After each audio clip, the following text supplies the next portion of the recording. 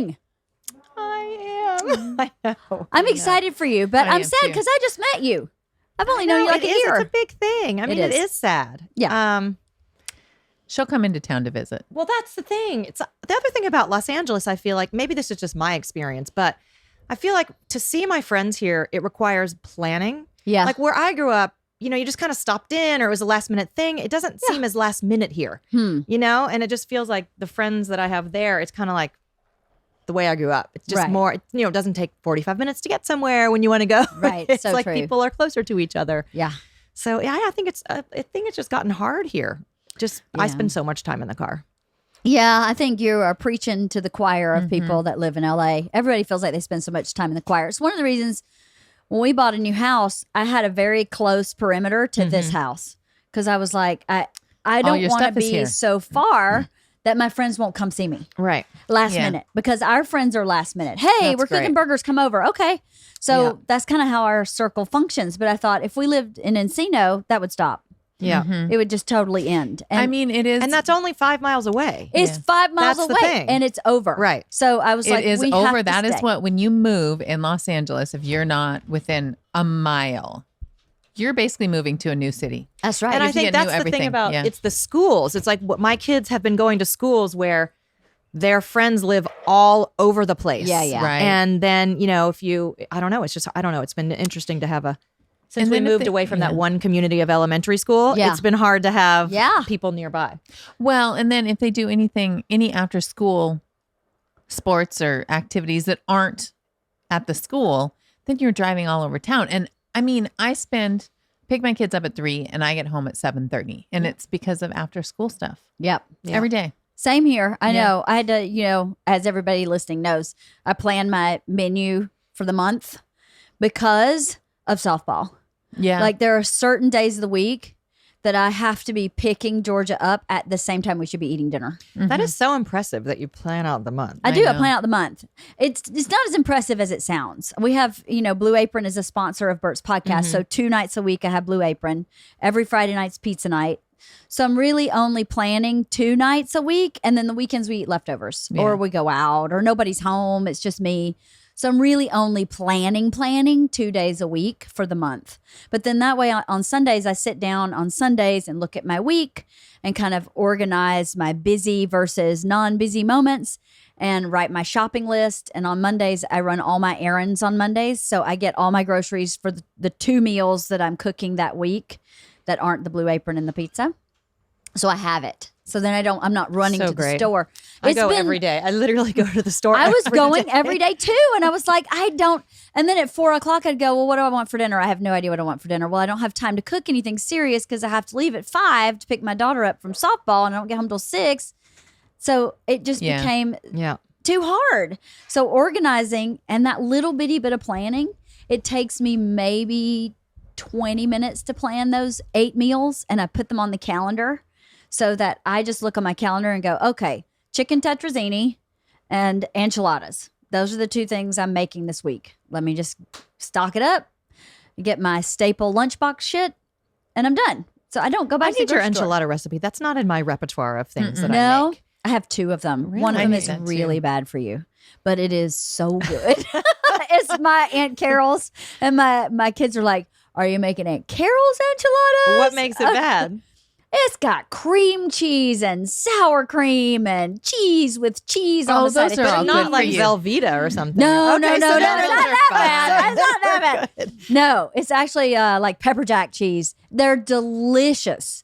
My kids will eat them and then take them to lunch in their lunchbox. Can we They get love that them. recipe? Yeah, yeah, I think yeah. we should get Oh, that. good. Yeah. Totally. I think maybe you should post We it just now. went vegetarian. post Is it. it vegetarian? No, it's chicken. Oh.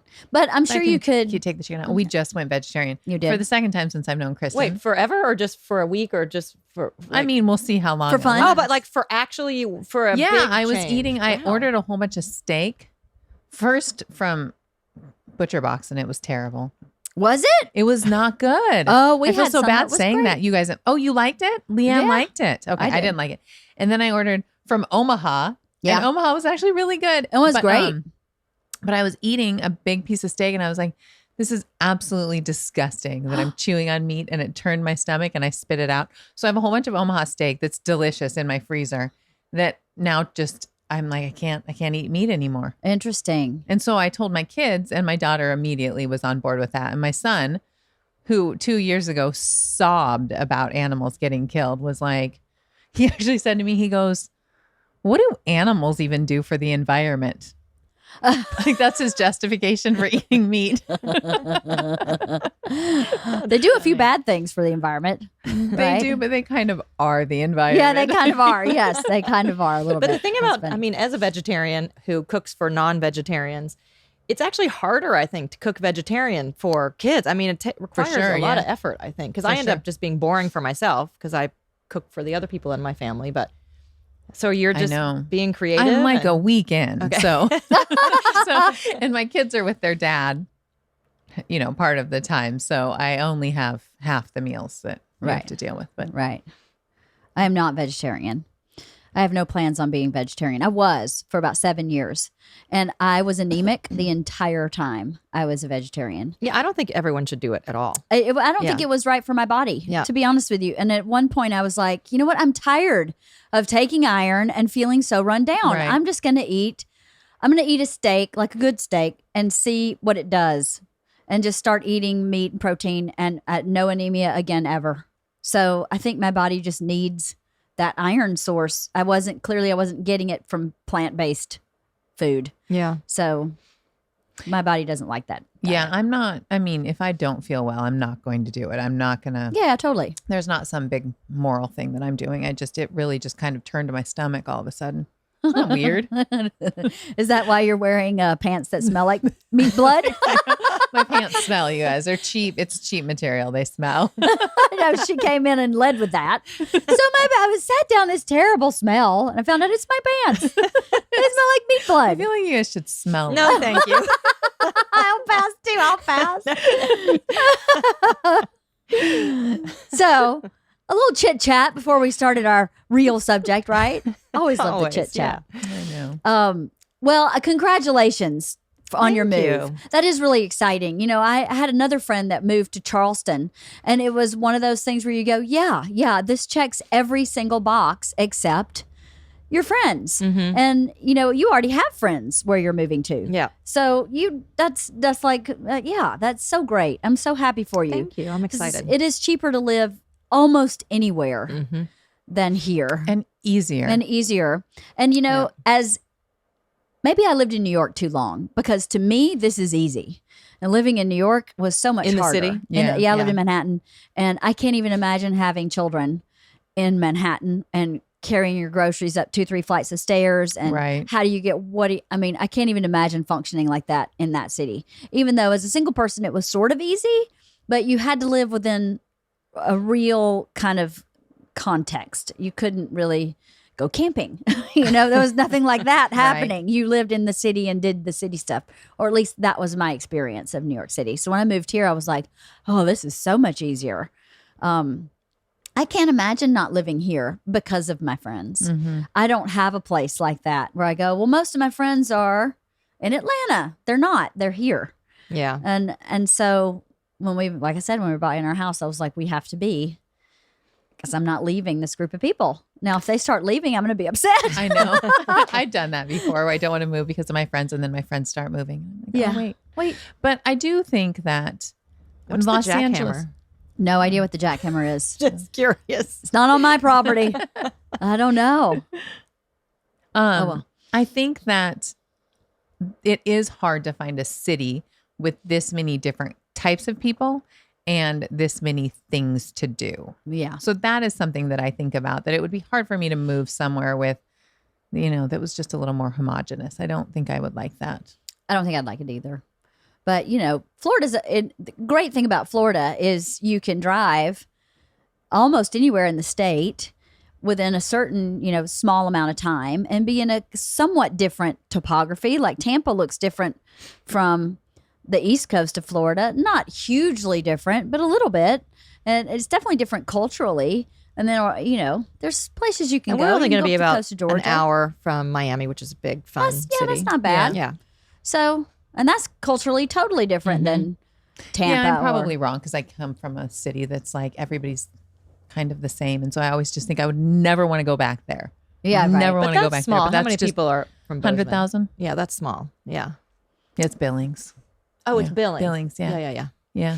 I always think you're from Bozeman. That's because that's where I go more often. Bozeman's a little bit better, but it's still, I don't know. I think about like the oddball kids that I grew up with and they didn't have a place to go. Yeah. And here you can be such an oddball and you find your people. It's the truth. Yeah. You know what my kids go to, or Georgia went to, and Isla is at this huge middle school. There's 1,800 kids at her 6th, 7th, and 8th grade. It's a huge, my hometown is 1,800 people. Yeah. Wow. But the cool thing about that is she can find her group and be totally anonymous. Yeah. So she doesn't have to be, you know, the thing I've seen with my friends whose girls are in smaller school environments is that you're either in or you're out. And there's no middle.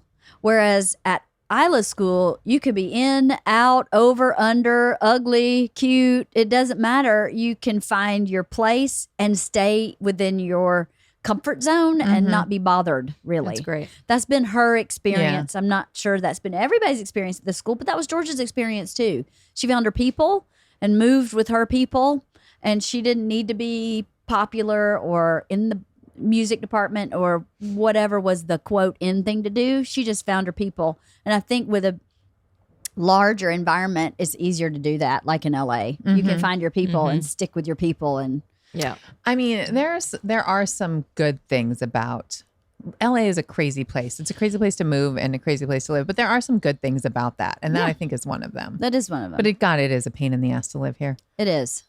I Just can't imagine. logistically. I mean, Just Yeah. logistically. Totally. I mean, this morning I was late for this podcast. I go to therapy at 8 a.m. every Thursday. I've been driving home from therapy forever at this time of day. It's never taken me more than 45 minutes. Today it took me an hour. It is. And If I had boatloads of money, the first thing I would do is hire a driver just for that. Because imagine all the stuff you could get done. That's what in the Bert does. car. He Ubers Yeah. everywhere that has any distance. If he's going to Santa Monica, he Ubers there and works the whole time he's in the car. Because you think about it, that's like 1.5 hour. to 2 hours Yeah. round trip of work. So he does that. Yeah. It's a luxury we are lucky to be able to afford. Right. That he can just Uber and get shit done. But anyway, we were supposed to talk about difficult children. difficult children. right. Difficult or like, I don't know, back talkers or Attitudes. Or and- know-it-alls. or know-it-alls. I don't have any of those in my house. I mean, are there any children that are like, oh, she's totally easy all of the time? 100%. Both of mine are angels. No, Georgia's got her learner's permit, and she failed the first time she took the test, and it was really hard for her. That girl has never failed a test of any type ever. So wrapping her head around I failed was really hard. And then she just went, then screw it, kind of. And I was like, no, screw it. We get the handbook out. We read the handbook. We start over. We do this again. You can pass this test. It's just, you didn't pass the first time. No big deal. So the anxiety that came with that imperfection was crazy. But she passed the second time. And before I got in the car with her, I said, listen, this is one of these times where you think you're going to know and you don't know. So I don't want to ever hear you say, I know. Wait, what do you mean about like Driving. Oh, just in general? Yes. Oh, I see what you're saying. Yeah. Yeah. I don't want you to say, when I'm going to say, okay, check your rear view mirror before you pull out in traffic. I don't want you to say to me, I know. I want you to stop that teenage part of your brain and know that you don't know anything. In this arena, you know nothing. And people's lives That's really smart. are at That's stake. really good. As well, she has never said I know. I've been so shocked because she says I know all day, every day. I know, Mom. I know. And I'm like, this one area you don't. You don't know, and you don't have the pattern yet, and you're going to hurt someone. You can't just say Yeah. I know. This is one of those where that ego has to be put in your room, and you can pick her back up when we get home. I wish I had thought of that with my boys. Oh, yeah. Because that's just such an I know. And of course you know, but you're not doing it. Yeah, but you don't know. Right. It's just so smart to set that up front. How could you know? Right. That's what I said to her. How could you know how to drive in LA? It's not possible. So I don't want to hear those two words ever when we're learning to drive. And she's been great about it. But I wonder, can I do that in life in general? Can I just say these two You words? don't know. No more. You know nothing. You're how old is she? 15? She's 15 and a half. Oh, 15 and a half. Well, you have to be a half to get your permit. Oh, got it. Yes. Okay, got You it. have to be 15 and So a half. that does matter. Okay, yeah. It is important to the story. Yeah, 15 and a half. But yeah, I know all the time. But then she doesn't know. Like you were saying, your son doesn't know. Right. How do you? Or he knows, but he's still doing the wrong thing. Exactly. When And it it's comes really to driving. hard to Exactly. not mock them too, right? When they're like so Yes. snotty to you about like, I know that. And then you're like, but you But don't. did ya? But like, let's look at what actually happened. It's so hard to not mock them. Well, sometimes maybe mocking is okay. Sometimes, but I think generally speaking, it's probably not the right you're approach. right. Can we Because point and you're right. laugh? Ha ha ha ha! Like that. I think you have to let them save face. I do think you have to let them save face, but God, it's hard.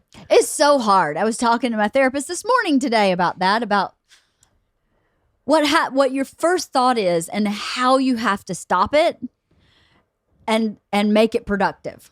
You know, like my first thought would be about something would be, yeah, I could have told you that. You know, Right, but yeah. you can't say that because that's not productive, because then they go, well, then fuck you. Well, and then they say that to you, and it just creates a whole Yeah. back and forth that isn't great. No, you have to stop yourself and go, let's think about this. What went wrong? And let them figure it out themselves, which is so exhausting Like, can you sometimes. guys give examples? Because you seems like you have things in your head that you're thinking of. Like, can you give an example for what you were kind of talking about? No, not right now, but I will be able to. I'm not going to be able to think of something now. Let me Just because think. it seems like an important topic, but I need an example. Examples are better. Yeah. Let me think. I know. I'll think two over here. Okay, I got one. All right. So my kids have a hard time sharing. They do not want to share. What is mine, and you can't touch it. That is both of their philosophy with every item, from like a hairball in the corner to the most prized possession. You is mine and you can't touch it. So we had this big family powwow about how that's not how we are. We are generous people. You would give your best friend anything in your room, but your sister can't even look in your room without murderous thoughts going through your head. So this is going to stop. We, as a family, share. Now, it doesn't mean carte blanche. Your sister can walk in your room and take whatever she wants. But the first knee jerk can't be no. It needs to be, well, if your knee jerk is a no, you need to have a really good reason why that's a no. So if your sister needs to borrow your hairbrush, why would it be a no? What does it matter to you? It's all about control. So we're going to stop doing that, and we're going to start trying to be more generous, right? Everybody's on the same page. Very next day, Isla calls her sister because Isla has a friend over and wants to borrow Georgia's iPad. Georgia's at a friend's house at a sleepover, not coming home, not using her iPad, nowhere on the planet, right? For this iPad for her to be. So Isla calls her and says, hey, Dakota's over. Would you mind if she borrows your iPad so we can play Minecraft? And Georgia goes, well, no. And I was like, no is not the fucking answer. The answer is no. We just had this. You're not even home. It's not going to affect you at all for one girl to play Minecraft while you're not even home using it. So this is an example of when this should be yes. And I wanted to be like, are you kidding me? We just had this conversation yesterday and you haven't learned anything at all. And the conversation was not nearly as calm as I'm portraying it, because Bert Kreischer was like done with it. Mm-hmm. He was at a level 9 of this is not the way we're happening. Napalm was flying in the house from this conversation. So there's no way she could have not understood that this is how we would like things to function from here on out. And she was like, well, I didn't really say no. What I said was she could use it when I'm home. And I'm like, but you're not coming Supervised. home until she leaves. So it's a no. It's still a no. But it's not really a no, because and she keeps justifying it. And I'm like, so is that an example? Would you say that's the example? Well, I'm still stuck on the example of like when your kids are like, what were you saying when they? Okay, so mine will do something where they'll inform me of some bit of knowledge that they have. Oh, that but is they just didn't really wrong. know. But it's I wrong. see what you're saying. They'll Yeah. tell me something that I know is wrong, and I will, first I'm just kind of like, well, I don't really think that's true, or whatever it is. but they're so condescending. Like, they can't believe I don't know this. I must be so stupid. And then my go-to is usually, well, let's look it up. Let's look it up and see what the internet says on this. And they're wrong because they're 7 and 10 and I'm 45.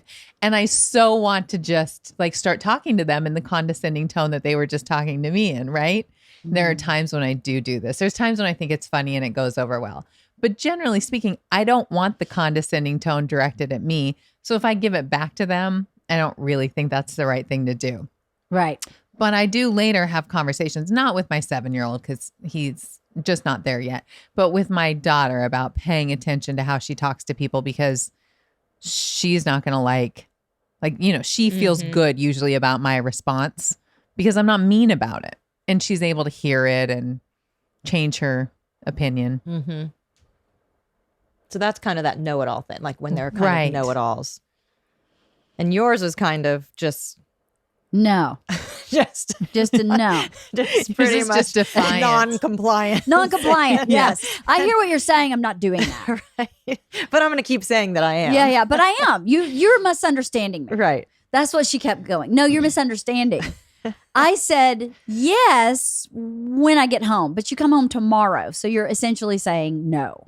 That one's really interesting to me because she wants to please you, right? She's trying I don't to believe please that. you. I believe she's fucking with me. You think she's fucking Yes, with you? I do. Oh, interesting. I do. Right. I go, there's no way you've lived with me this long and think I'm this dumb. Mm-hmm. There's no way. Right. That's not possible. So what are you doing? She's trying to get, it's about control, I think.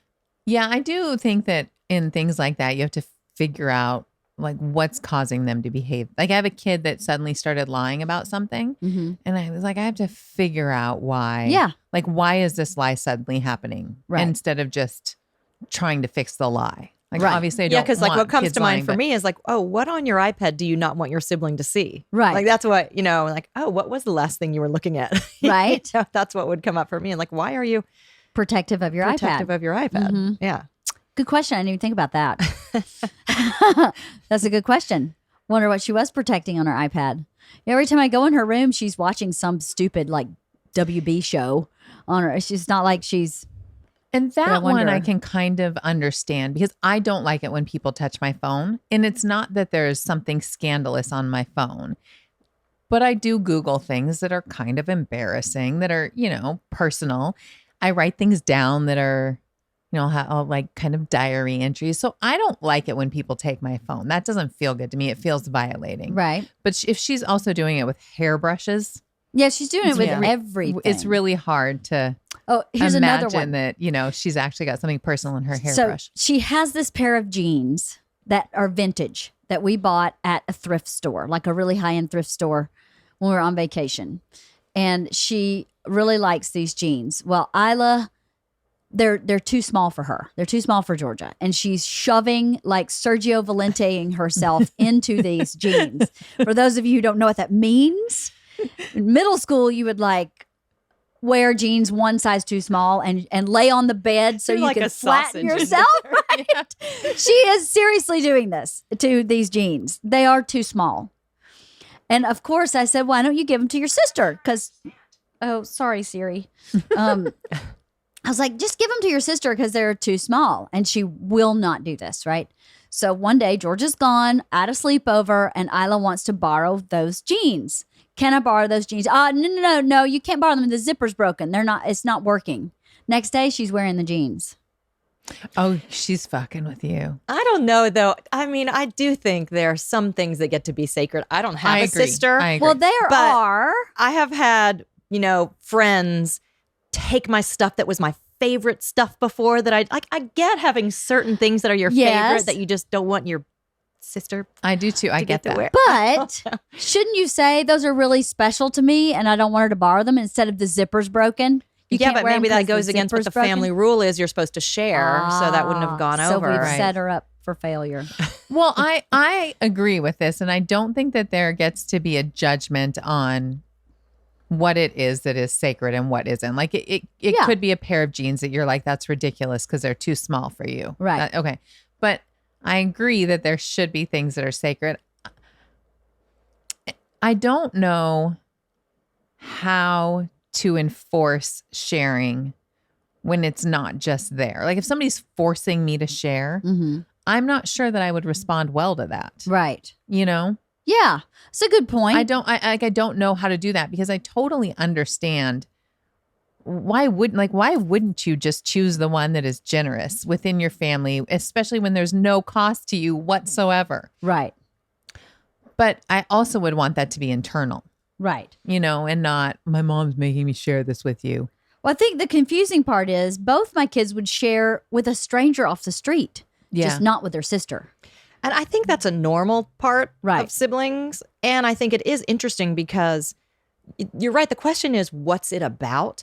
And I remember with my oldest son and his brother, who's 4 years younger, my oldest Connor just had in his head that because he was older, he deserved respect. He deserved his brother to be deferential to him. Like he should have more privileges just by virtue of age. And it made him so crazy that we didn't buy into that. Right. Like, it just wasn't. I mean, he had certain privileges like going out and curfews, but like within the household, he just wasn't better because he was older. Right. But then as he got older and realized like that was just his insecurity, he was just whatever it was, and like matured into figuring it out. It was like that was just his little way of holding his brother down for his own crap that was in his head. Right. You know what I mean? So it's like there's important stuff under there. Yeah. You know, does it matter enough to go to therapy about it? You know, they're going to figure it out and mature out of it anyway. But it's like that's the closest person in your life who like infringes on your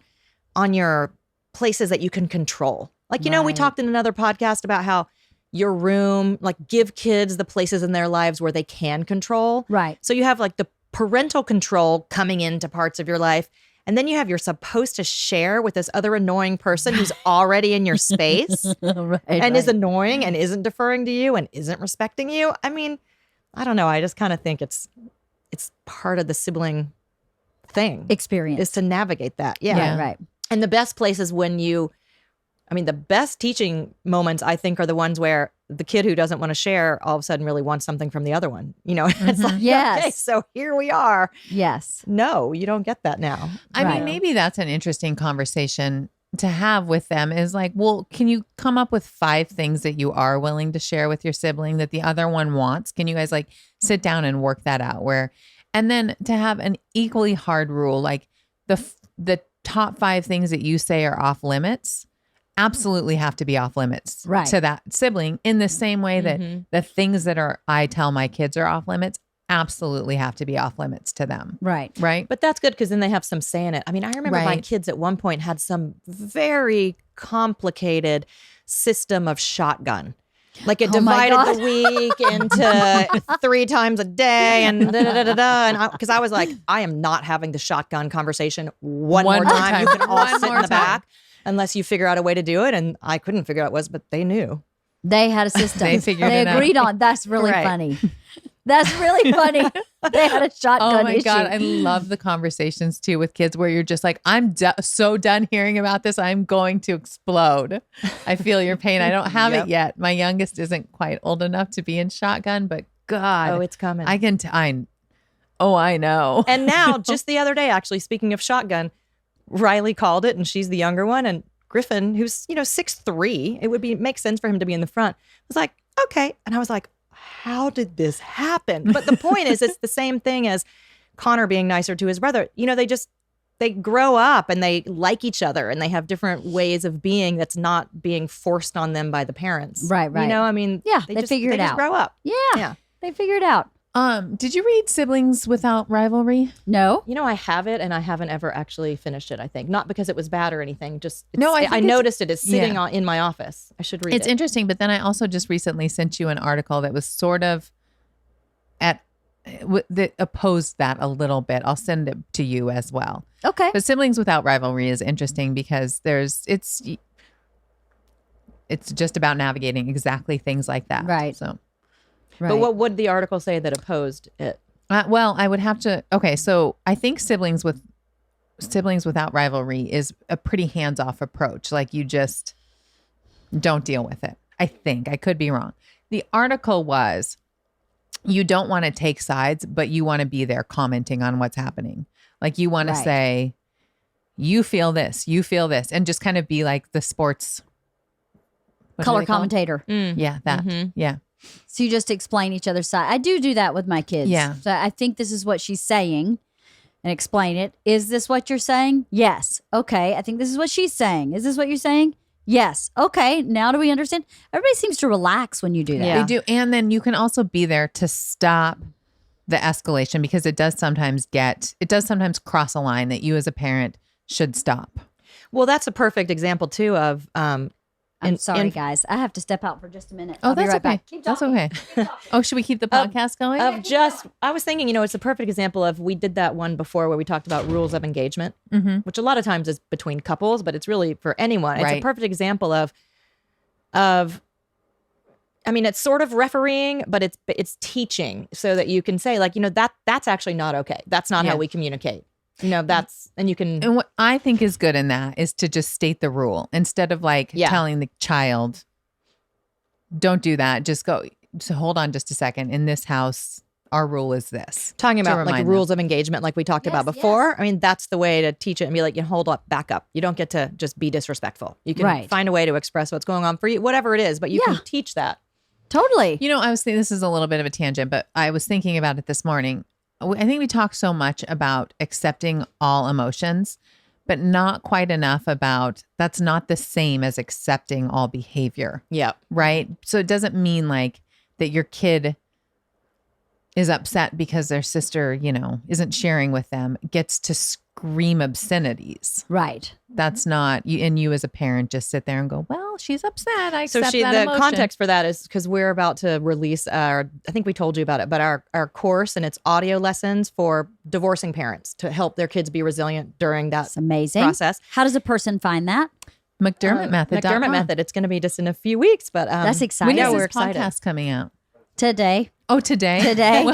Well, it's not available today, you guys. Sorry, but get on our mailing list and we'll tell you when it is. Yeah. There you go. But so one of the things we talk about in the very beginning of the course is making 5 promises to your kids as you go through it. And the first one is, I will accept all emotions. Mm-hmm. So the idea is that, we've said this before, but emotions are facts. So even if you think your kid's being a complete jerk and it doesn't make any sense, or they shouldn't even be feeling the way they are because it's like based on something that's not fair, the fact is, if your kid's angry, your kid's angry. Yeah, it's if your very kid's true. sad, they're sad. And so start with that. Just acknowledge that, I can see you're angry. It's actually okay to be angry.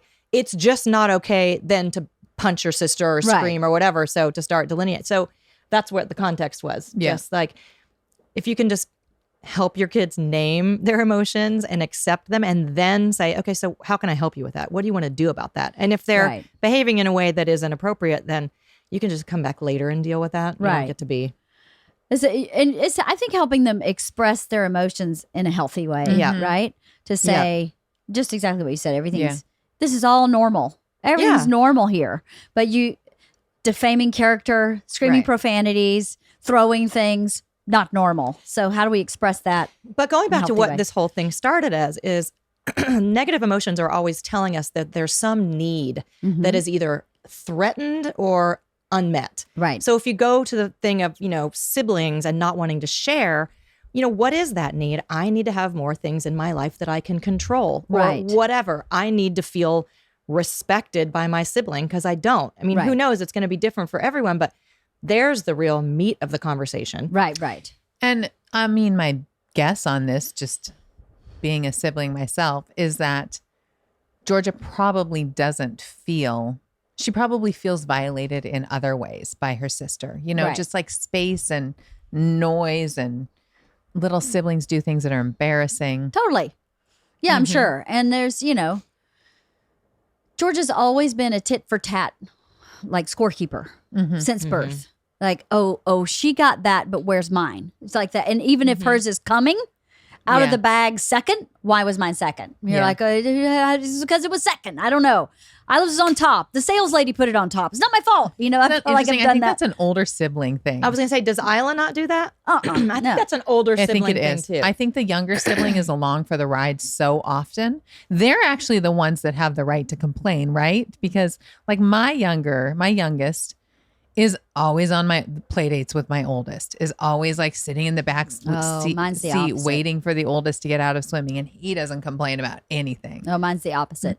Oh, George is always tagging Waiting. along. Oh, for interesting. Isla. Yeah, always. I mean, Isla had a lot of, we did a lot of remediation when we found out she had sensory processing stuff, and when we found out she had learning disability stuff. So I'd pick them both up from school and go to therapy, and George and I would play cards in the car while she was doing this remediation or that remediation. And our friend group seems to be much closer with Isla's age parents. Oh, Does that make sense? Yep. And George's age parents, we enjoy and like, but our really tight circle is Isla's age group. So she's always ending up in that. There are other kids in that group of kids that are George's age, but it's not George's friend group. Right? Yeah. So we have to kind of consciously go into her friend group as adults to try and balance that, because I don't want her to feel like we're all about Isla. Yeah. But unfortunately, it's shaken out that way in some just basic semantics of life. Isla had so much going on with sensory processing when she was really young. She had therapy like 3 days a week in Playa del Rey. So we were driving to Playa and sitting there. Poor Georgia, I just have to drag her along because I didn't have anywhere for her to be. I mean, this takes us back to our very first conversation and why Kristin is moving. Exactly. Those of you who don't live in Los Angeles, Playa del Rey is just another suburb of Los Angeles, but it may as well be Texas. Sometimes I could get there in 45 minutes. Sometimes it took me 2.5 hours. But the getting back. Yeah. Well, I guess it depends on what time of day. Yeah. Either way, either direction. Sometimes 45 minutes. Yeah. 45 minutes is just a straight shot. And 45 minutes Sometimes is like a 2.5 good day, hours. right? If it's just Yes. 45 minutes. I was like, how many movies can we put in this DVD player? Because I don't know how long. And Georgia and I would do homework and play. And I tried really to make it as special as I could for Georgia, because Isla's in with a therapist. She's working with that. So I tried really to focus on Georgia. But the fact of the matter was, Georgia would rather be home. She didn't want to be going to all these places. And sometimes I could get play dates for her, but it was really hard. I didn't have another parent to say, hey, can you hang out with Georgia at home? Well, I take Isla to Playa, and the therapy we did in Playa del Rey worked like miracles.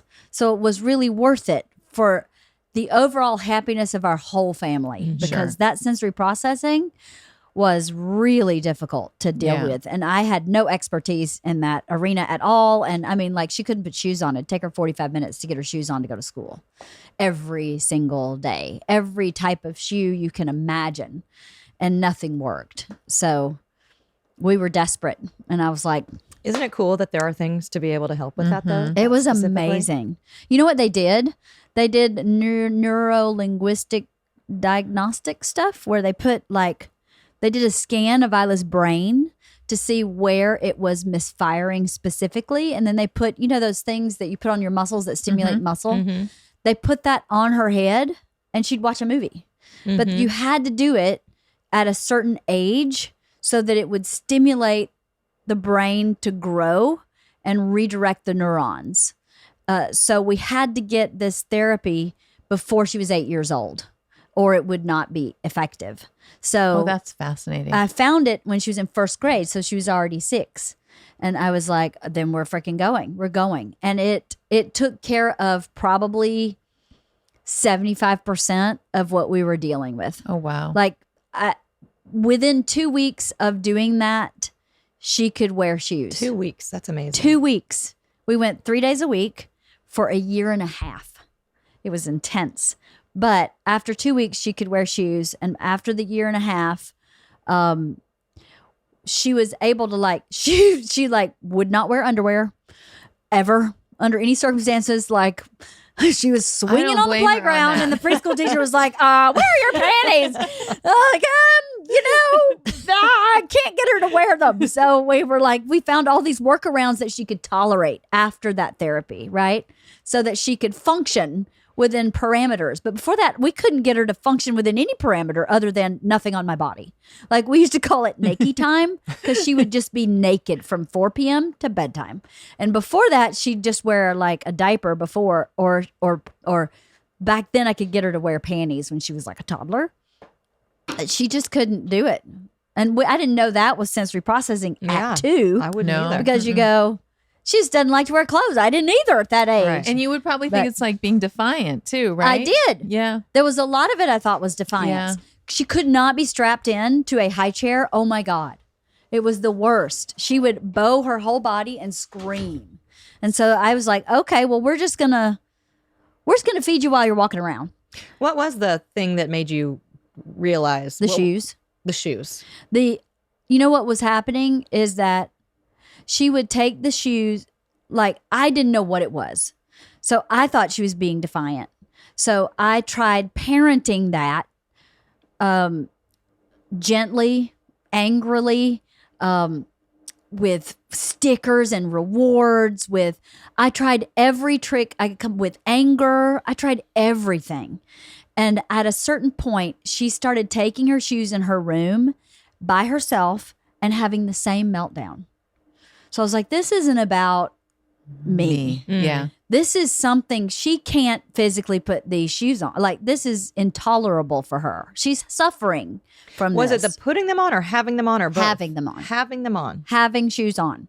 And the only shoes she could wear were these cowboy boots. I kept them. She wore this one pair of cowboy boots until they just wouldn't, I mean, she couldn't shove her little sausages in there anymore. But those cowboy boots were the only thing she would tolerate. And I don't care. I wear cowboy boots to school every single day. That's totally fine with me. But I think it's when she outgrew them that I couldn't find any replacement. Nothing. Same boot. I bought the same boot in a bigger size and it didn't work. So, and I mean, she like had to have, she wears like compression socks and they have to be pulled completely tight on her feet or she can't tolerate a shoe still. But if she can get socks on and pull them tight, she can do it. And I'm like, that's all I need her to do. I just need her to be able to function. Right. I don't need this to be, quote, fixed. Right. I just don't want her to be suffering. Right. So Yeah. that's why she wears the baggy hoodies. That's why, because she doesn't like stuff on her. But okay, I don't care if your clothes are baggy. You know, there are certain instances when your aunt gets married and you're the flower girl, you're going to have to either not be the flower girl or wear what she asked you to wear. Right. And tolerate it. So for that instance, she was in 3rd grade, I think. And we got this beautiful flower girl outfit. She agreed to wear it. We were having a hard time with the shoes. Cotty picked out these like ballet flats. And Isla was like, oh. And I went, here's the deal. You just got to walk down the aisle, stand in the ceremony, walk back, and you got to wear them for the pictures. After that, I don't give a shit. I mean, Wear cowboy boots could have been flip-flops. cute. I was not going to go over for Cotty. But I said, you're doing this for your Aunt Cotty, and that's all you have to do. After that, I don't care if you're barefoot for the rest of the night, but you got to go down the aisle, stand there, come back, and take pictures. And she was like, okay, I can do it. But before we called it brain camp. Before we went to brain camp, I don't know that she would have been She able could to have do done that.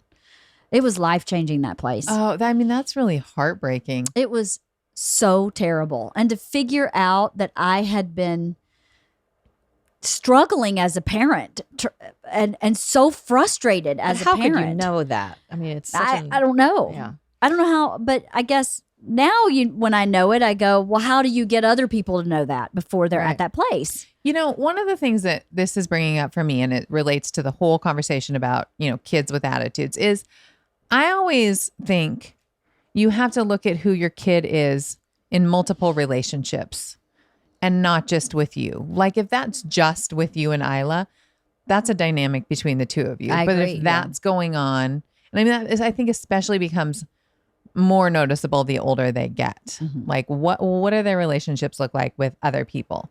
Because if they're having this problem with everybody, that's not a dynamic issue. Such a good point. Yes, it's true. Yeah. It happened in my family. One of my kids was suddenly behaving. Well, from my ex's perspective, my kid was suddenly behaving in a really kind of disastrous way, but I wasn't seeing it. And I was like, you're just being dramatic. I don't know what you're talking about. This is normal kid stuff. And then I saw them together and was like, oh, there's a problem with the two of you. Got and it it. was super easy to fix. It was just, easy problem to fix. But I was like, oh, if this kid was acting that way around everybody, that would have been a really, really big problem versus you got to fix something in your dynamics. Right. That's a good point. Because Yeah. then I guess if you're looking at a kid who I know, do they do I know to everybody, or do they just do I know to you? Yeah. That's a really good point. Yeah. It is good to have a friend. We've talked about this, I think, before, to have someone you trust say, here's what I see. Yeah. So that, because you can't see it when you're in it, I think. But You have even a like, harder you think time. how many different perspectives there are, teachers or peers. I mean, it's really interesting to think, like, if you have other parents come up and say, oh, your kid's so nice and polite when he's at my house, and you're like raging with your kid every Yeah. day. Yeah. It's just really, it's important information. It's just such a great point, because there's so many different people you could ask. Yes, there How do are. you think of? Well, Yeah. and I had a teacher tell me that one of my children was being moody, and it's a kid that I'm like, this kid's not really that moody. Like, that's something then in the With you. classroom. It goes both ways, right? Yes, You know? it does. Yes. And then you can help your kid with that on that. If somebody else Right. is like, your kid suddenly got an attitude in this one area. Right. That's very true. I know Mm-hmm. we had one teacher, I'll never forget this. Isla's dyslexic, and her dyslexia is tied into this sensory processing issue. It's a processing problem. Her dyslexia is different than a lot of other there's 3 types of dyslexia. Hers is really is all part of the same package of processing issues or distinctions. But this one teacher kept going, I just don't know what to do with her. I don't know what to do with her. And I was like, but then that's you. Yeah. That's not my kid. Yeah. Then what you do is you go, let me figure out how she processes. She's not being defiant. She's not lost like you are implying that she is. She's lost because she doesn't process information like everybody else. So figure out how to help her process it. I just couldn't wait to get out of that classroom. Yeah. Because that teacher just never figured it out. Isn't that so frustrating when It you is have really a teacher frustrating. that one of the teachers that we have that my kids have this year is so phenomenal. And it's such an interesting dynamic to have somebody like really see your kid. Mm-hmm. It's such a good feeling. But then it sucks when I don't know what to do with this kid. Yeah. It does suck when Yeah. they say that. She's It a really head sucks. scratcher. Well, I'm like, It's important. You're a teacher, information. I know. Well, Yeah. and then when they project it on the kid, yeah.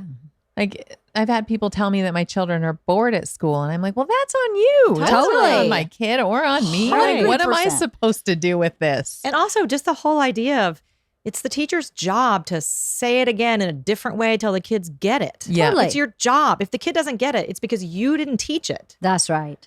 That is one. So I think it's in Mindset. Mindset talks about how IQ tests were originally designed to test the schools, where the schools doing a good job. And now we use them to test the individual, but it's not really a very good test. It's a test of how well have you been taught using this specific method. Yes. Mm-hmm. Which is And really there- a shame. And it's just a small percentage of kids who get taught in that way. Or who Well, learn in that right. way Yes. to a high achieving place. Yes. Like not all kids learn that way and are high achieving. Yeah, I know. I have read that. I remember that in that book That, too. yeah. And by the way, to be fair to teachers, I mean, how can you always take the time with Completely. everyone when there are however many kids in your class? I mean, I Totally. do Sure. get it. But I Yeah. just think for kids to flip it and realize that it's not something about me Right. necessarily. Like, someone's going to be able to say this in a way that I can get. It's the very rare kid who's so far off the charts that they can't get it Yes. at all. You Yes. know, there's a way. There is a way. Yeah. There's a way in somehow. Yeah, I want to say that too. I think that it is very unfair to think that all teachers should have a way of dealing with all Right. kids. I think No, there yeah, are it's some kids that undoable. are just like, But- I don't get it. But I the don't know answer what is to do. not like, I don't know what I'm going to do with her. the answer is there's got to be some other way. Like, Right. I'm not we need to bring in some resources here. Right. Yeah. Or what do you think about how Yeah. we reach her? You know, one of the things that also comes up for me is that it's important information for the parents to have to like look at the people and situations where your kids are thriving and where people are saying your kid is so polite and your kid is doing so well, to like go, okay, why is that? Like, Right. what is this environment that my kid is thriving in? And to collect that information, because then your kids, as they get older, can try to put themselves in those situations. Really good point. So we haven't really talked about the smart alecky. Why do you think kids are smart alecky? Back talkers. Why do you think that happens for kids? I think it's part of just becoming independent. I mean, I think that's something too, is you have to look at like, is this something that's just normally happening in development and it's going to go away? Yeah. Or is it a bigger issue? Right. And like a know-it-all kid, I think is normal. It's super annoying. It's super annoying. And like you do want to tease them. But I think that's normal development. Not wanting to share is normal development. Yes, it is. It is. I agree with you. And I think just resisting control is, I mean, that's just part of the deal. Like you are supposed to become independent in there. And, you know, we don't, even I don't like it when someone just tells me what to do. Like, no, just, heck no. I can be in a perfectly good mood and then someone just says it and I'm like, whoa, like I go, whoo. And I watch it with my daughter, who's the sweetest girl ever. But if my husband, it's usually my husband, will say something that's bossy and she's totally compliant, she'll be like, whoo. Like, but it's just human nature, I think, to want to just don't tell me what to do. I'll do it. But it's going to be my choice to do it. I mean, I think that's normal. You don't need to be rude. No, but totally. I think it is so interesting just to watch, just do your own experiment with your own kid of saying it in a bossy way or saying it in a nicer way or, you know, saying it giving them a choice. Right. It's just. I also think that there's some, like, kids get belittled so often in so many situations that I think there comes a time at a certain age where they're just like, I'm not doing it anymore. And it's healthy. Right. It's a good thing that they're trying to be more aggressive and assertive. Right. That is good. But I mean, I've had, you know, serious cases of anxiety in my practice with college age kids. And where it really came from was super over controlling parents. Right. Just so over controlling that there's no space in there for the kid to get to make decisions for their own life. And that's just not, it's just not a healthy way to be. There's no space to be. And so then like you don't really have good decision-making skills or you don't get to develop them because you don't really get to make your own decisions, but you're pissed.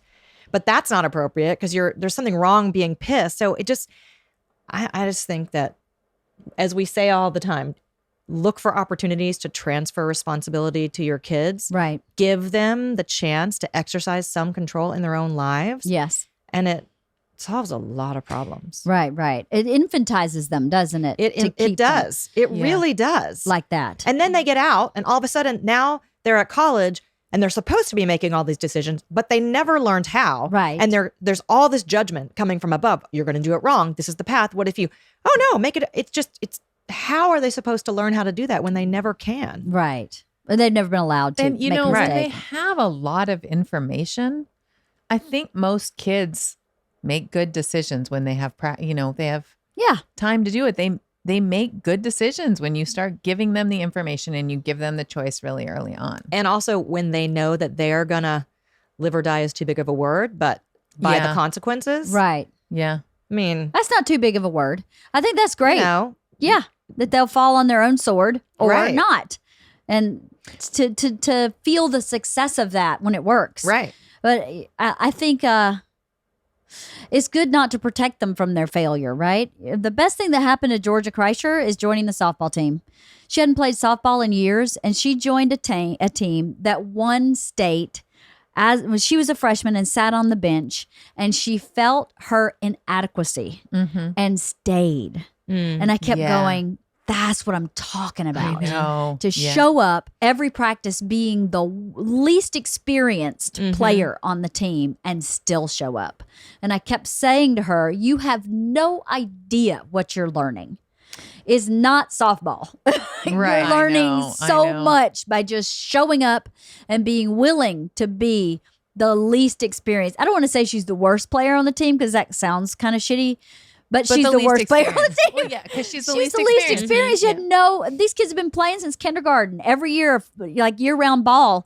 We played like spring ball 4 seasons, and then she hadn't played in 3 or 4 years. So that kind of willingness to be wrong, I think, as parents have a hard time watching their kids continually go into an environment where they're always wrong like that. You know what I mean? Where they're weak, so to speak. And I think that there's a huge tendency to pull them out and to put them somewhere where else. they're strong. And I mean, I'm all for spend a lot of time in your strengths, but also let kids decide. Yes. If she wants to show up and be the least experienced player, then that's so great. Then good for her. Yeah. I told her how strong a person you have to be to do that, to be able to tolerate that. Even if it's super tolerable for her, it's not super tolerable for everybody. So that's really special. Really not tolerable for parents. I'm going through it right now with something where I'm like, I'm dying. My kid is totally fine and I'm dying. And I keep going, I know all about early failure, how important early failure is. And oh God, I'm sweating. Yeah, you don't want to watch that. Every time Georgia would go to bed, I'd go, oh my God, I can't watch. I don't even want to see it. I don't even want to see it. I'm going to go to the bathroom. I'll be back when she's done because she struck out like every at-bat all year. And, by the end of the season, she didn't do anything but warm up because they were, going to the championship and then won state. And she was just cheering just as hard as she could. But I know. I love her for this. That's the rare kid who cheers from the sidelines. So I know. She's so special, that kid. And I guess Isla's sort of similar. She is in this play where there's a local, it's called Village Arts, where they do plays for like kindergarten through 8th grade. They don't do anybody older than 8th grade, but they have it separated into like the younger kids and the older kids. Well, Isla never graduated out of the younger kids. She keeps going back to the director going, can I just stay with the younger kids? And I just want like a side part that's no big deal. I want to like walk on stage, be really funny and leave. I don't want a main character. I don't want to sing. And the director keeps coming to me going, she's actually really talented. So I would like for you to push her into taking a lead. And I'm like, I'm not doing that. I'm sorry. She doesn't want to lead. Yeah. And by the way, she's in 8th grade. This is not her career. So she's with the kindergartners? She's with the kinder, 1st, 2nd, 3rd graders. I do feel like you posted a picture and she was giant. Yes. She was giant. Did that happen? Yes. She was big Alice in Alice in Wonderland. Yeah. So everybody was like 1st, 2nd, 3rd grade, and then Isla. She's doing the same this one. She's doing Guys and Dolls, and Miss Pam again was like, I want you to take a lead. I want you to sing a song, and Isla went, pass. I would like to play the mobster. So she's playing the mobster who shows up and she's working on a New York accent. She's like, I'm going to go, hey, what you people doing here? And then I go sit backstage the rest of the time. And that's what she wants to do. She wrangles the kids. And this she is fantastic. loves it. I was like, she's like a camp counselor that has 5 minutes on stage. And I don't have any need for her to be in the lead or to be in the older cast. She has an older cast that's just like 6th, 7th, and 8th graders, and Isla won't go there. She's like, I don't want to do that. So, I don't want her to do that because why? Because she doesn't want to. She doesn't want to. Yeah. She just wants to goof around and have fun. So, how are my dogs getting out of the house? Every dog has gotten out, and poor Halston has put them all back up multiple times, and they keep getting out. And they want to come in. Yeah. That's fine. I don't know how they're getting it. They must have learned how to use the doorknobs. My cat knows how to Do you have use levers? the doorknob. No, they're round. They get take 2 paws and go. Maybe they're working together. Mona stands on Priscilla's back. Right. They get it done. I know you have a heart out. Will you tell me what it is? Again? I just need to leave at 11:30, so we've got time. Oh, okay. Yeah. Okay. Well, I have to get to Culver City by noon. Maybe. Oh, we'll do 11. Yeah. Okay. What time is it? It's 10:30. Yeah. Oh, We have 30 more minutes. we haven't really talked about our subject that I much. know, right? Oh, have we? So because we had no examples. Yeah. I We know. need But examples. we came not super prepared, didn't we? That's okay. I like the free form. I Let know, it go I do wherever too. it goes. I think people who listen like that too. Yeah. They like a conversation to go where it goes. Yeah. There's always something valuable. It's never like we have a conversation and go, well, that was worthless. There's always something in There's there. always a nugget. There's a good nugget or two. So my younger one does do.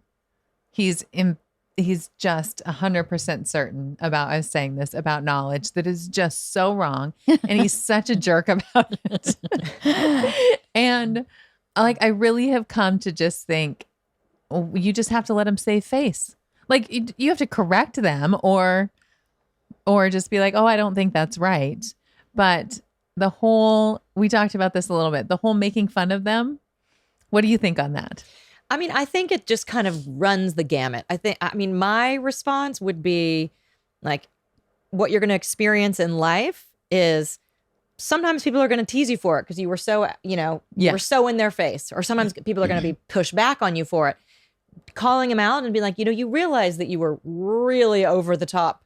Condescending. That's not always going to get you what you want. But then also you have to know your kid. Like if it's going to bum your kid out to have you make fun of them, don't make fun of them. But, I think some real world, you're the parent, but you also got to let them know. Like if you do this in front of kids your own age, they might just walk away and not want to. For sure. Not trust you or whatever it is. I do have those conversations too later.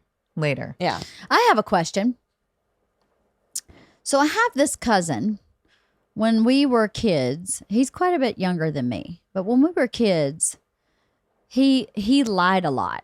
Like lied a lot. Like about important things? Like about anything. Like about anything.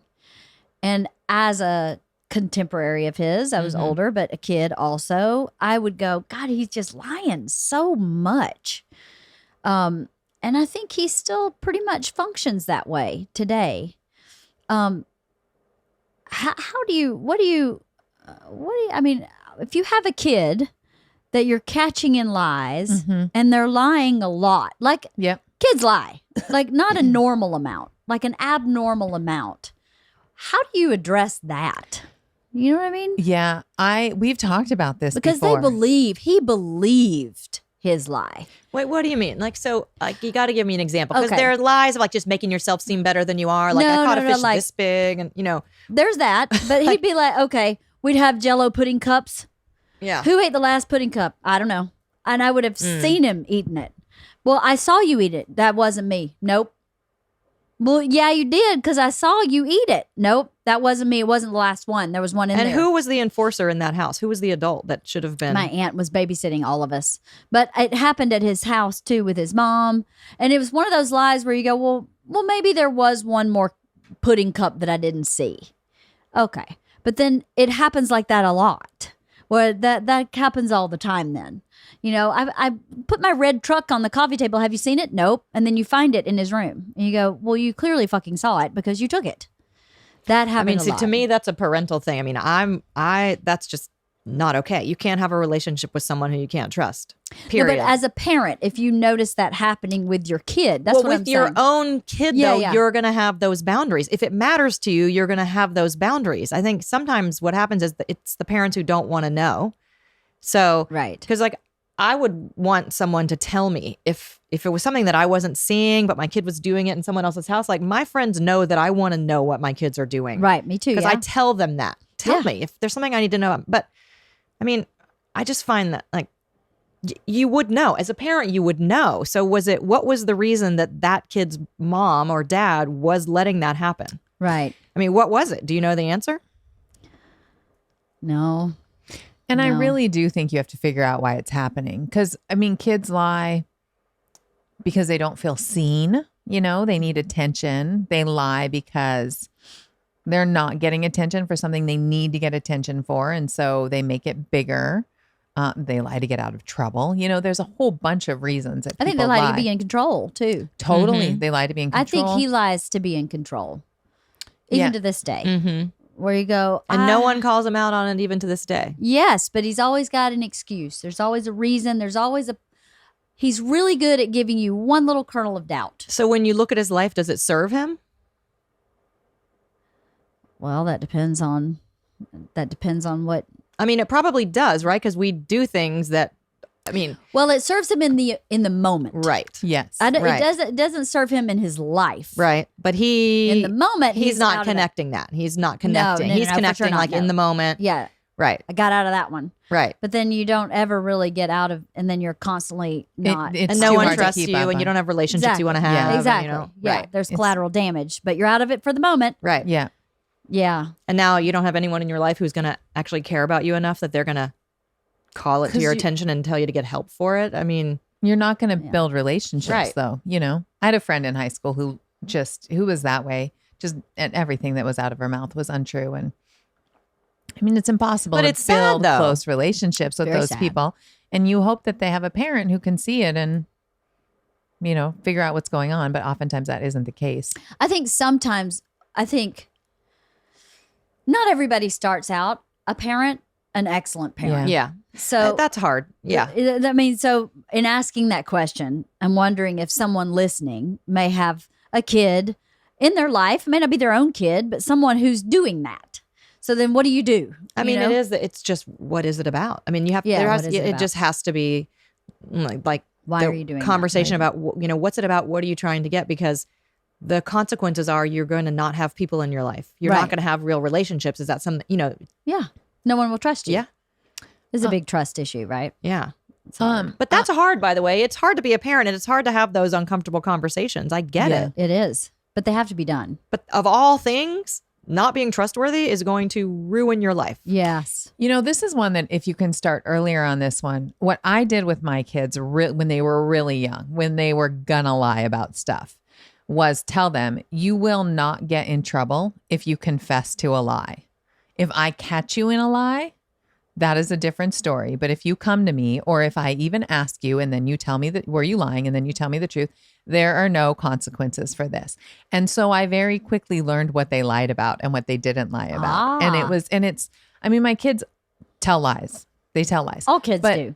But generally speaking, they're pretty honest kids. Right. And I think it's because they know that we're going to I'm not going to scream and yell about the lie. Because that's the lie is not the issue. The lie, it sucks. It is an issue because you're not building a trusting relationship. But that's the secondary problem. Right. There's a problem under there. And the earlier you can figure out what it is, like, are your kids going to lie to get out of trouble? Or are they going to lie because they want attention and they want to seem bigger than they are? You can figure that out pretty early on, I think, what their tendency is. Right. Mm-hmm. And if you say you're not getting in trouble, if you confess to the lie, that's another way of saying trust will not be broken, so they're safe. Right. Yeah. So they feel that that's a safe way to say, hey, I made a mistake. We're going to talk about it. We're for sure going to talk about it.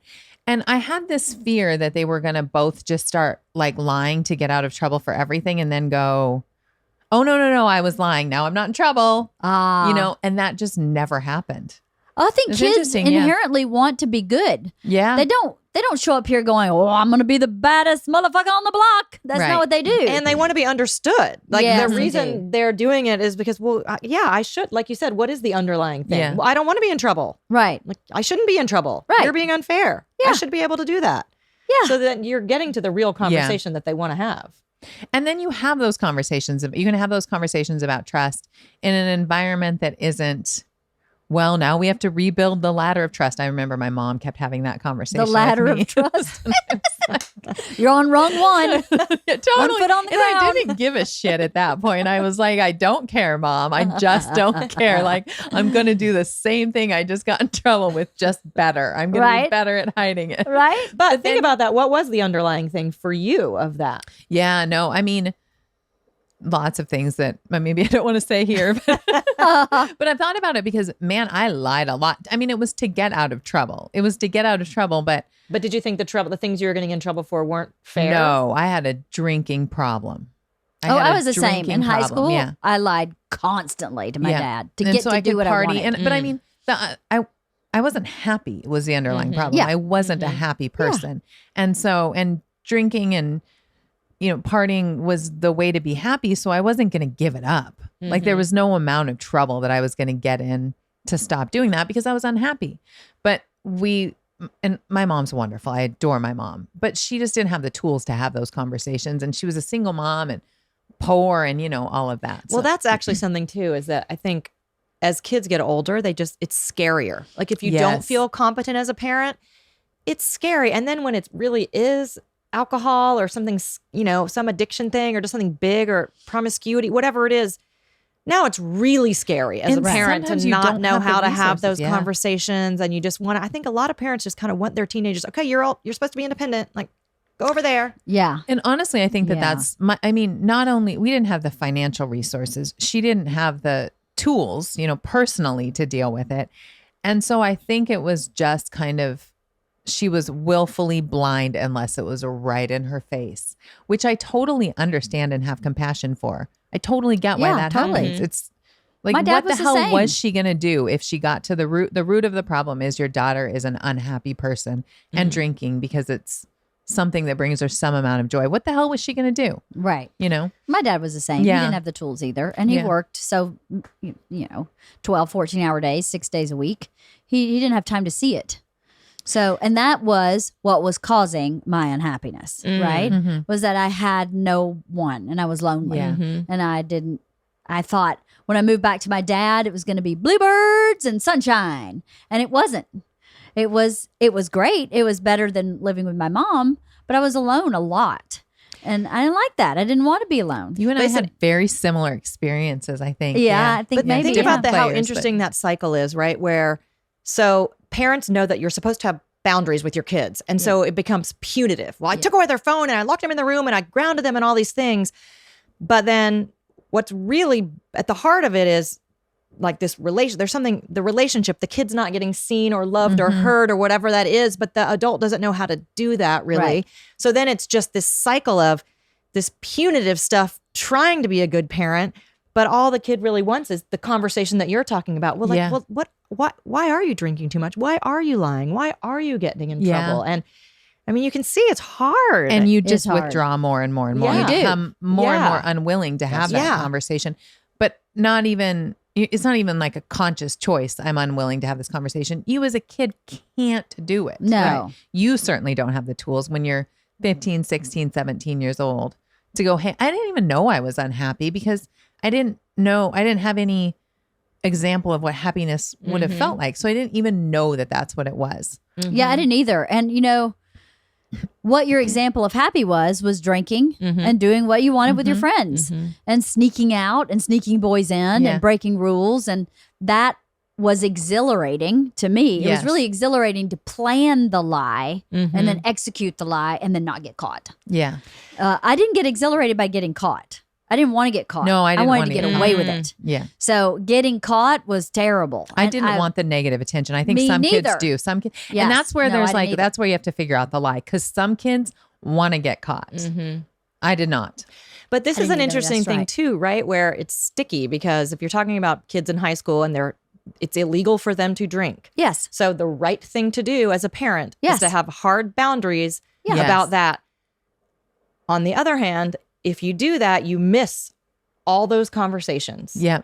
So Right. I have chosen not to have hard boundaries in order to have the conversations, which is not necessarily the right thing for everyone. It's just what I've chosen to do. So I've gotten to have with my boys as they've started experimenting with things, the conversations about what's it like when you drink too much and is it embarrassing and what do you do? Like, do you have a buddy? So you make sure you're okay. And just so, because I'd rather be in there with them. Right. But that's a tough call. A lot of It's people a don't tough call, choose yeah. that. Yeah, it is a tough call. It Because is a tough I'm not call. condoning it. Yeah, no, I'm no, just I understand. not being pretending You're not like being it's not super happening. punitive. Right. Yeah. Well, Yeah. we were Right. kind of that way with our kids in that we've said to Georgia, now's the time when this starts. Yeah. Here's how the brain works. The Yeah. brain's still growing. Yeah. My They advice, care about that, the kids, They I think. do these Yeah. days. My advice would be don't touch it till you're 23 because your brain's growing. But we live in reality. Mm-hmm. You're probably going to. If you ever call us and need a ride, you will never be in trouble. You will never be in trouble for taking an Uber home. You will never be in trouble for these items. We don't want you to drink. We do not approve of that. You might get in trouble for drinking, but you will never get in trouble for taking care of For being yourself responsible with when it. this Yeah. is going on. Don't get in the Right. car with someone who's been drinking. I don't care if it's your very best friend. You say, nope, and you'll never get in trouble for that Yeah. because we value your life more than the moment where you make that choice. And so we've had those conversations with Georgia. Isla, not yet. She's only 13. She's not quite there yet. And I'm hoping that Georgia's getting it. We haven't had any reason to think that she's in a group of girls that are drinking yet. And we're not eyes shut about it, but it doesn't. I mean, that's it doesn't just seem that to be one happening. you can just smell that But one. I also like I think could it's never like- figure out how parents didn't know. You Oh, can yeah, I can- just yeah, totally. smell But it. I also do feel like it's the parents who are so controlling Right. and yet blind to what's really going on that have the Yeah. wildest kids. Right. Who are just blowing through all these barriers when it's like, I don't know, my kids, once they started drinking, it was like, I imagined it the way I remember, because I didn't drink in high school. So Yeah. I remembered all those kids who were drinking were like, it was like all they did. Friday, Saturday, Yeah, Sunday, you yeah. drank all weekend. Yeah. The guys were crazy wild. And like my boys in high school were like, oh, well, every few weekends, maybe there was a party, but it wasn't, because it was not this like forbidden thing that you have to do. I don't know. I mean, those are just my kids, but definitely feels like the super controlling parents are the ones who are just not getting that their house is the one with the parties and the kids who are getting in trouble. And Well, as soon as they leave, turn their back, they go haywire. Yeah, I think there's probably something to that. I know we have some friends that let their underage kid drink in the house, and I don't feel good about that. yeah. But I feel like when you're out in the world functioning, you have to make your own decisions, right? And when you're 15, you have to make your own decisions. Here are, in my opinion, the better decisions. Yeah. And then it's your life and Yeah. it's your body. And I'd hope you'd really want to take care of it and be safe. And what matters to you? You know, it's Yeah. like I like I said, I didn't drink in high school, so I get to say, look, I think it'd be better not to. Yeah. I mean, it worked for me. I was happy. But on the other hand, I also said, you see me drink now, but it doesn't affect me in any way negatively. I get Right. up at 5:30 every morning, go for Right. So what matters to you? Like Right. if you're going to choose to do this, look at how are you going to know when it's affecting you in a negative way? Right. That's Is really it your smart. schoolwork? Is it, are you going to feel crappy? You're not going to play soccer? Are What you is it? moody? Yeah. Yeah, that's a really good point to see how it's affecting your life, your happiness. Because I thought it was making me happy until a certain point I realized this is maybe a big part of my unhappiness. And because I started drinking so young, I was, I think, 14 when I first started drinking. I didn't have the tools to manage my emotions or to regulate my drinking. So I didn't know how to regulate drinking until I stopped drinking as an adult and pushed reset and didn't drink for like 7 years. And then when I started drinking again, I'd been in therapy because I was like, well, I'm drinking to this point for a reason. See, What's the that reason? is such Yeah. a great conversation eventually to have with your kids. Right. Like I got to say, I have someone super close in my life who had to go to rehab 4 times. Have that conversation. If you're going to make this decision in your life, have that conversation. Right. And it also is about pot too. I think we've talked about this a little, Yeah. but that's the thing for me. In my experience, it caused major problems in people's lives. So Right. for my kids, I was like, have a conversation with someone who actually knows Yeah. from whatever side you want, but just get the information that you need so that you're going into your choices, not just as a stupid kid who doesn't have the tools to even know Yeah. how to think about it. Or just follows the crowd because that's what the crowd's doing. I think there are leader kids and follower kids. Some kids just follow what everybody's doing. Well, everybody's doing it, but that's maybe not the right choice for you. But you can help that as a parent. Yes. These conversations are Right. what Yeah. helps that. Yeah. Right. We had just the other day, I was talking to my daughter about, we have a family friend who ended up in the hospital because of drugs. And my daughter said something about how this girl doesn't seem like she would ever do drugs. And I was like, what do people seem like in your mind who do drugs? So that was an interesting conversation. But then Yeah. I also said, there's probably going to be a day when you're in a situation and you're going to think you want to try a drug. So let's talk about that. And she was like, no, there's not. Absolutely not. And that night we watched the series finale of The Good Place together. Do you guys watch it? No, my No. daughter does. It's such a good That's what show. everyone It's says. such a good show. And there's a weed joke. There's a whole bit about that. And I looked over at her and she had this big smile on her face. And I go, you think weed might be fun, don't you? And she was like, I do. I was like, this is what we were talking about. Exactly. So That's good. so cool. Yeah. That's really great. I know when I was about 9, not that I recommend this, but my uncle was living with us and he smoked cool cigarettes. And I thought that was so cool. So my mom saw me like messing with his cigarettes. She was like, you want to smoke a cigarette? And I said, yeah, that'd be awesome. So she gave me a cool cigarette and I put on her candy flip-flop high heel shoes and flip-flopped around the neighborhood blowing into the cigarette. Oh, And that I is got fantastic. home and she went, oh, honey, that's not smoking. Let me show you how to smoke. And she made me smoke that cigarette and I have never smoked another cigarette. Yeah. So that conversation you had with Junie at the age she is, and may be more effective than when she's in high school. Does that make sense? I think so. That I was mean, so I really, young. the younger that you can open. Yeah. I think sometimes people don't know what to say, so they don't say anything. Yeah. But really, God, just say anything. It almost like if you do it early enough and often enough, it just doesn't matter. The point is, have the conversation. Have it be a conversation. Yeah. In your life, so you know where your kid's at. Like, I know because I have these conversations so often. I'm kind of aware of like where I think my daughter's going to get herself into trouble, Right. and so. I can't exactly prevent it, but I can give her a bunch of tools. Right. That's know? that's true. And I think when you're in that sweet spot of like 9, 10, 11, 12, before they get into the hormonal teenage, I need independence, I need to think for myself. It gets you have worse their than it ear. is, Leanne. Yeah, it does. I know. But you really have their Yeah. ear in a different way, because I think once they're in that teenage phase, I know. I got it. I understand. I saw a video about this at school. So the ship may have sailed a little bit. We've been talking to our kids about drugs for years. Not so much about sex, but drugs, specifically drinking and drugs, since they were in like 4th, 5th grade.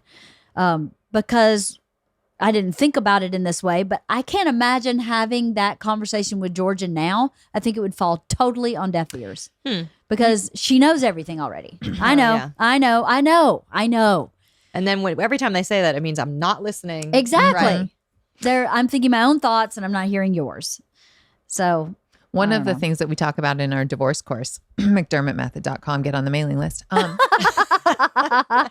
is the idea of being the source of accurate information for your children. Right. And I think it gets harder and harder to present yourself as a source of accurate information the older that they I think get. you're right. But when you do it when you're young, when you're the first one telling your kids about drugs or about sex and their friends don't know about it yet, then that becomes their paradigm. My parent tells me information about how the world works. Right. And I think That's really smart. it's like, yeah, I mean, I tell my kids things that I think would horrify other people, but I'm like, I want them to know how the world works, and I want them to know that I will share it with them. Yeah, and you share it in an age appropriate way. Totally, yeah. You don't share For it sure. in an old, too old for them to process, because then they wouldn't process it anyway.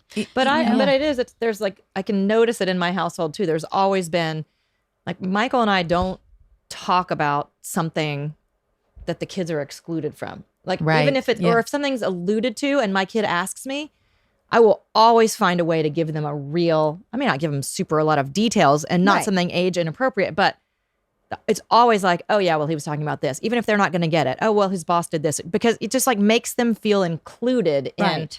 that. There's nothing that they can ask that we're going to be like, oh, no, we're not going to tell you that. You're too young. Right. Makes them feel valued, I think, and Mm-hmm. important, and maybe not an equal, but at least a part of the team. Mm-hmm. Like, as a family, you're kind of a team. So if the coach is making decisions without their players, the players revolt at a certain point. Yeah. I think it has to be not everything, maybe, but I mean, our kids aren't going to tell us when to refinance our house. But I mean, it's not a democracy, but it's sharing information. Right. Yeah. Like, if you want to know why this is happening, okay, I'll tell you why. Yeah. I'm not going to change my mind, but you And can understand the thought process. How Totally. different is that dynamic then when they have a question about something? Yeah. When they're like, well, my parents will give me this information if I ask them. right, because they've been giving me this information. Because they give me since I information was- all along. And it's Yeah. never like, oh my God, I can't believe you're asking that. Or I'm not going to tell you that's an inappropriate question. It's never that. There's always an answer. Right. I mean, sometimes the answer is I have to think about that. That is the answer sometimes, because it's not always easy to answer certain questions, but then go back and An answer. give them information. Yeah. That's a great piece of advice too, that you don't have to have the answer right that minute. Or there can be some things that you're just not going to say. You're just going to be like, you know what? I can understand why you'd want that, because you could feel there's a lot of emotion around it. I'm just not going to share that with you now. It's just not, it's private to me, but you're right. I'm pissed, or whatever it Yeah. is. Like, what you're feeling is right. There's something going on between your dad and I. I'm not willing to share it with you now. I might later. I might not. But Right. at least they can know that you're going to acknowledge that Yeah. there's something, and you have a And right then it's not to okay share for them to everything. ask questions, Mhm. you know? Mhm. any question. Interesting podcast, ladies. Oh, thanks. Interesting podcast. I think we got a lot of stuff talked about. Yeah. Yeah. Yeah. How do you feel? Good. How do we feel? We feel good? Yeah, feel we feel in our- good. I feel good. Yeah. Our blood-scented pants? All good? I am happy Blood-scented. as a vegetarian that I do not smell like animal blood. Just saying. So I had a piece of meat spill blood in my refrigerator, and it's that like awful. You guys know that smell when you're like, oh, and it takes a while to go away even after you clean it. And that is what my pants smell like for your viewers. So fancy. I won't be wearing them again. No? Are they machine washable? I don't even know the answer to that. Maybe you could wash them and they'll improve. Maybe they are straight out of the package. Right. Oh, yeah. Well, anything straight out of the package smells bad, right? Does it smell like meat blood though? I've never had this particular smell. Not usually. That's not usually. Well, thank you for coming and chatting. Thank you for Thank you having very us. much. us. I missed you guys. I haven't I seen you in a know. long time. I know. It's been a while. So thank you. I appreciate it. I always love our conversations. I always learn something. Thank you for having I us. always learn Of something course. from you. Oh, well, thanks. We learn from each other, right? Yeah. Which is the point of life. Is to Yeah. learn from each other. It's a Yeah. great gift. So thanks, guys. Thanks, Leanne.